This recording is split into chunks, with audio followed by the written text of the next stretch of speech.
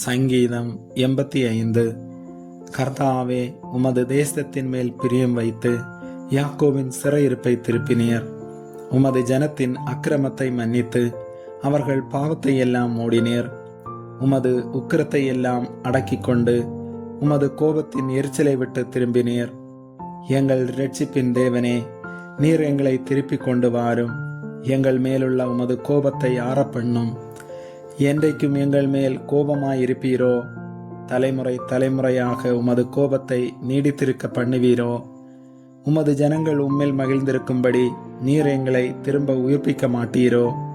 கர்த்தாவே, உமது கிருபையை எங்களுக்கு காண்பித்து உமது இரட்சிப்பை எங்களுக்கு அருளி செய்யும்.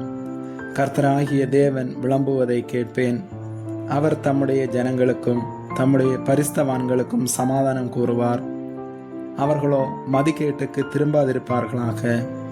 நம்முடைய தேசத்தில் மகிமை வாசமாய் இருக்கும்படி அவருடைய இரட்சிப்பு அவருக்கு பயந்தவர்களுக்கு சமீபமாயிருக்கிறது. கிருபையும் சத்தியமும் ஒன்றையொன்று சந்திக்கும்.